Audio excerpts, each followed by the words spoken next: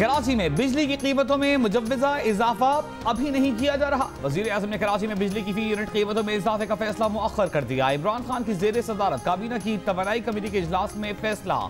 वफाकी वजीर अमीनुल हक की जियो न्यूज से गुफ्तगू। काबीना कमेटी में अमीनुल हक और असद उमर ने बिजली की कीमतों में इजाफे की मुखालिफत की थी। चेयरमैन नैब का के इलेक्ट्रिक के खिलाफ इंक्वायरी का हुक्म। नैब एलामी के मुताबिक के इलेक्ट्रिक ने गैर एलानिया तवील लोड शेडिंग, अरबों रुपए की ओवर बिलिंग की। हुकूमत पाकिस्तान के साथ किए गए मुआहदे के मुताबिक के इलेक्ट्रिक ने सरमायाकारी करना थी। के इलेक्ट्रिक पर इस मुआहदे की मुबैना तौर पर मुकम्मल पासदारी न करने का इल्जाम है।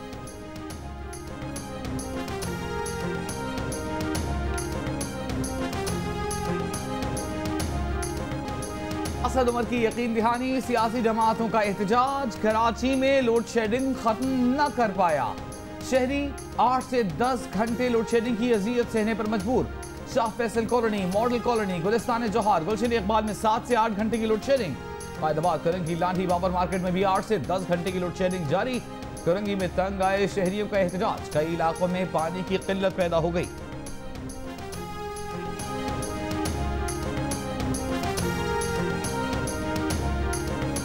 के इलेक्ट्रिक का सारिफ मुतनाज़िर बिल का फैसला आने तक बिल जमा नहीं कराएगा। के इलेक्ट्रिक बिजली भी मुनक़ता नहीं कर सकेगा। नेपरा का फैसला। के इलेक्ट्रिक के खिलाफ शिकायत के इंदराज के लिए कराची में दफ्तर कायम कर दिया गया।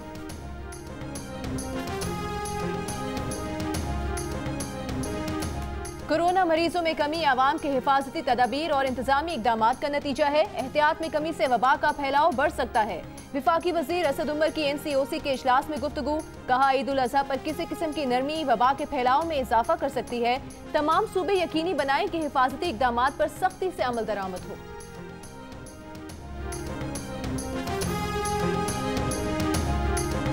सिंध हुकूमत का दावा, धरे का धरा रह गया। आटे की कीमत और ऊपर चली गई। कराची के बाद सिंध के मुख्तलिफ शहरों में भी आटे की कीमत बढ़ गई। हैदराबाद में 1 किलो आटे पर 10 से 15 रुपए का इजाफा। 450 रुपए में मिलने वाला 10 किलो आटे का थैला 550 से 600 रुपए तक पहुंच गया। मीरपुर खास में 10 किलो फाइन आटे का थैला 520 रुपए का हो गया। सखर में सुपर फाइन आटे की कीमत में 6 रुपए फी किलो इजाफा। कराची में गुज़िश्ता रोज आटे की कीमत में 6 रुपए तक का इजाफा हुआ था। चक्की मालिकान का कहना है कि सरकारी गंदम फराहम नहीं की जा रही। ओपन मार्केट से महंगी गंदम खरीद रहे हैं, जिसके बायस कीमत बढ़ाई है।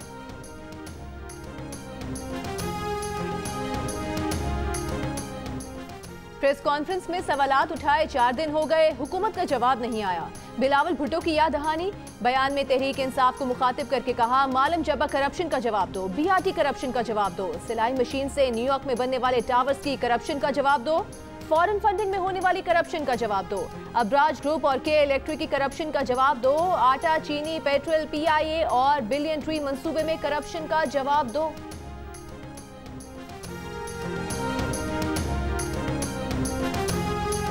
बिलावल भुट्टो, जिस दिन आप अपनी वालिदा की वसीयत की मुसद्दिका कॉपी दिखाएंगे, आपको सारे जवाब दे दूंगा।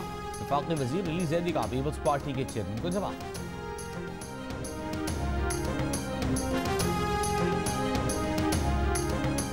सरकारी मुलाजमीन की रिटायरमेंट की उम्र कम करके 55 साल करने की खबरों में कोई सदाकत नहीं। वज़ीर आज़म के मुआवने खुसूसी बराए एस्टैब्लिशमेंट शहजाद अरबाब की वजाहत। ये भी कहा कि सरकारी मुलाजमीन को पेंशन और दीगर मराद के बगैर रिटायर करने की खबरें दुरुस्त नहीं। ऐसा कोई इकदाम हुकूमत के ज़ेर गौर नहीं।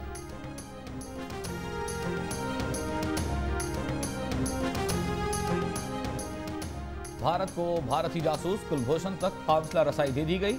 तर्जुमान दफ्तर खारजा ने बताया है कि भारतीय हाई कमीशन के 2 एहलकारों को आज 3 बजे कुलभूषण से मुलाकात की इजाजत दी गई। काउंसलर रसाई इस्लामाबाद में महफूज मुकाम पर हो रही है। कुलभूषण जाधव काउंसलर मुलाकात में नजर सानी पिटिशन पर दस्तखत करेगा।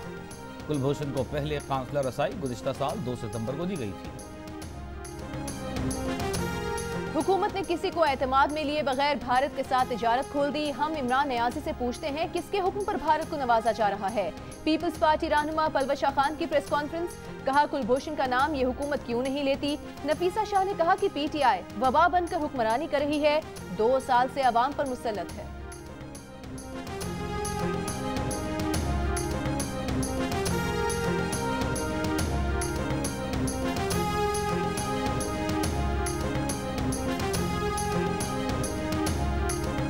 Army chief general Qamar Javed Bajwa से इटली के सफीर एंद्रियास फेरारेसी की मुलाकात। बाहमी दिलचस्पी के उमूर, खित्ते की सूरत हाल, दो तरफा ताउन पर तबादला ख्याल। आर्मी चीफ ने इटली के सफीर को कोरोना के खिलाफ हर मुमकिन ताउन की पेशकश की। इटली के सफीर ने खित्ते में अमन की कोशिशों के लिए पाकिस्तान के किरदार को सराहा।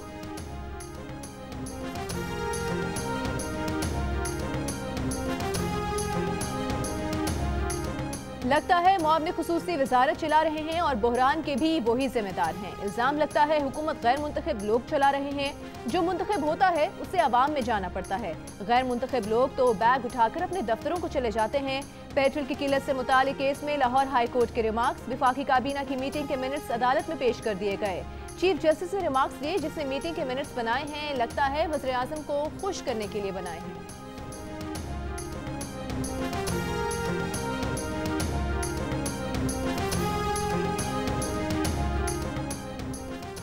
नैब ने आखिरी पेशी में तस्लीम किया कि तफ्तीश मुकम्मल हो चुकी है। हलफन कहता हूं कि नैब के दफ्तर में 7 लोग थे जिन्होंने तफ्तीश मुकम्मल होने को कहा। नैब वाले अदालत में कुछ कहते हैं और अपने दफ्तर में कुछ कहते हैं। नैब गिरफ्तारी से बचने की दरखास्त पर शहबाज शरीफ के लाहौर हाई कोर्ट में दलाइल। कहा बीमारी की वजह से बेहतर महसूस नहीं कर रहा, फिर भी अदालत की इज्जत के बाइस पेश हुआ। अदालत ने शहबाज शरीफ की अबूरी जमानत में 23 जुलाई तक तौसी कर दी। नून लीग के सदर के अदालत पहुंचने पर रश के बायस पार्टी कारकुनों और सिक्योरिटी एहलकारों में धक्कम पेल।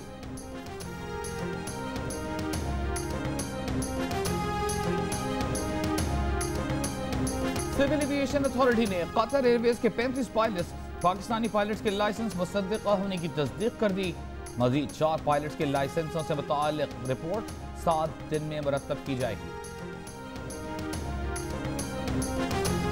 ऑपोजिशन लीडर शहबाज शरीफ ने कहा है कि सिविल एविएशन ने तस्दीक कर दी तमाम पायलट लाइसेंस हकीकी हैं।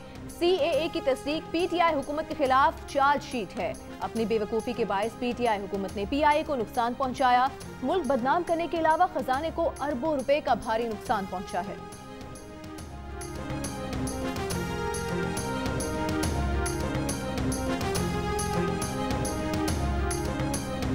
वफाकी वजीर फैसल वावदा के खिलाफ इलेक्शन कमीशन में दायर केस दोबारा खुल गया। इलेक्शन कमीशन का अदालती कार्रवाई 20 जुलाई से दोबारा शुरू करने का फैसला। वफाकी वजीर को खुद या वकील के जरिए पेश होने की हिदायत। फैसल वावदा की नाअहली से मुताल्लिक दरखास्त। फैसल वावदा की दोहरी शहरियत से मुताल्लिक दरखास्तों की समाअत भी 20 जुलाई को होगी। फैसल वावदा को बजाते खुद या वकील के जरिए पेश होने की हिदायत।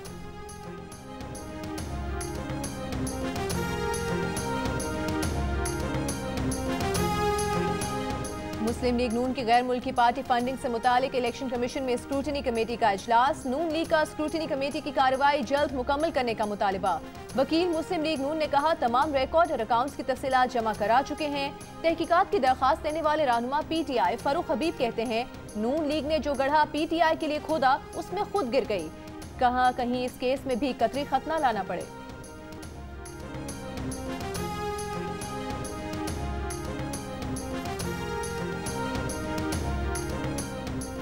वज़ीर आज़म की ज़ेर सदारत नेशनल कोऑर्डिनेशन कमेटी बराए हाउसिंग का इजलास। इमरान खान को बताया गया कि लाहौर, इस्लामाबाद और रावलपिंडी में 108 अरब रुपए के मंसूबे जारी हैं। मुख्तलिफ शहरों में 145 अरब के मंसूबे शुरू होंगे। 70,000 घर तामीर किए जाएंगे। 205 अरब रुपए के मंसूबे दिसंबर के पहले हफ्ते में शुरू हो जाएंगे।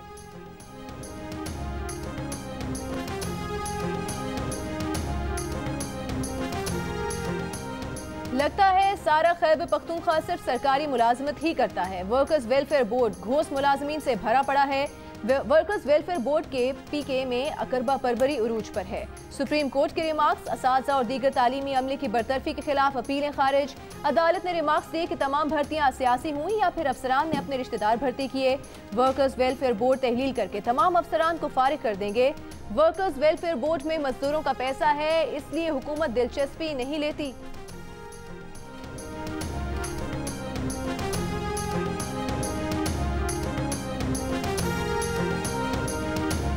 कराची वालों खबरदार, होशियार, बादल फिर से बरसने को तैयार।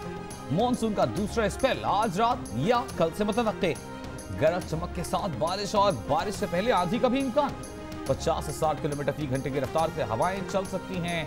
वक्फे वक्फे से बारिश का सिलसिला हफ्ते की दोपहर तक जारी रह सकता है। एनडीएमए की वार्निंग के बावजूद शहर में नाले साफ न हो सके। नाले कचरों से भरे हैं, बारिश का पानी कहां जाएगा? अर्बन फ्लडिंग का खतरा बरकरार।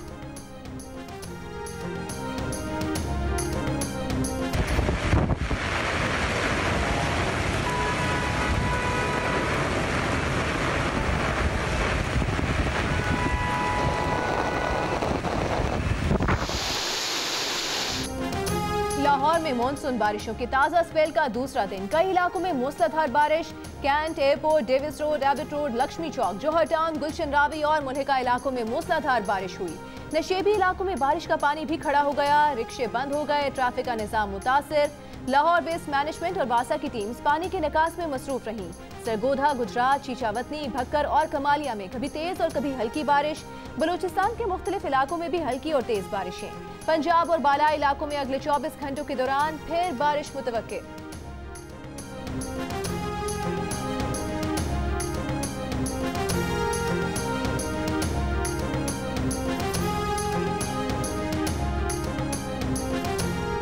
एटीएम कार्ड्स हैक करके पैसे निकलवाने वाले गिरोह का मरकजी मुलजिम जेहलम में गिरफ्तार कर लिया गया। पुलिस के मुताबिक मुलजिम को रंगे हाथों गिरफ्तार किया गया। एटीएम में स्किमिंग डिवाइस लगाकर कार्ड हैक कर लेता। गिरोह के दीगर मुलजिमान की गिरफ्तारी के लिए छापे मारे जा रहे हैं। मुलजिमान शहर के मुख्तलिफ बैंकों की एटीएम से पैसे निकलवा चुके हैं।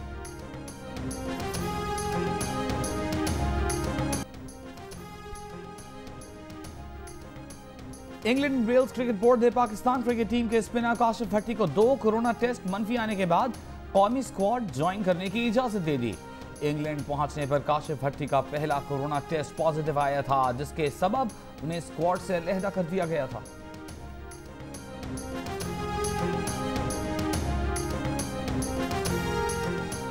एडिटर इन चीफ जंग और जियो ग्रुप मीर शकील उर रहमान 125 रोज से कैद में।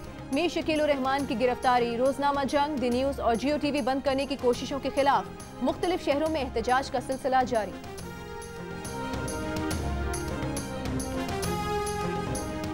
Bill Gates, Elon Musk, Jeff Bezos, Democrat सदारती उम्मीदवार जो बाइडेन समेत अहम शख्सियात के ट्विटर हैंडल्स हैक किए जाने का इंकशाफ। ये हैकिंग बज़ाहिर बिटकॉइन से मुताल्लिक जालसाजी के लिए की गई। हुक्काम के मुताबिक इन अकाउंट से लोगों से रकम मांगी गई और उन्हें दुगना करने का वादा किया गया।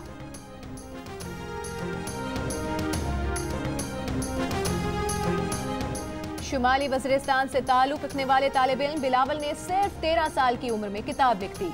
आर्मी पब्लिक स्कूल के बिलावल ने पश्तून कौम के नामवर शख्सियात की जिंदगी पर मबनी किताब लिखी है। 131 सफ़ात पर मुश्तमिल किताब पश्तून हीरोज को मुकम्मल करने में 3 बरस लगे। ख्वाब हकीकत बन गया। पाकिस्तानी कारपेंटर सऊदी अरब में मॉडल बन गया। 24 साल के वकास की तस्वीर इंटरनेट पर वायरल हुई थी, जिसके बाद उसे सऊदी अरब में मॉडलिंग की ऑफर्स मिली। एक कंपनी का इश्तहार भी मिल गया। वकास कहते हैं कि उन्हें शुरू से ही मॉडलिंग का शौक था, पर चांस न मिला। एक दोस्त ने तस्वीर खींचकर इंटरनेट पर डाली, जिसने किस्मत ही बदल दी।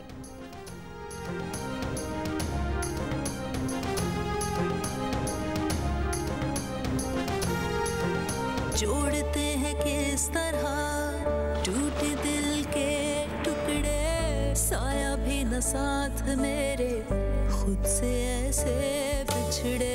सजदे किए हैं मैंने, शुक्र किया है तेरा मेरे साथ।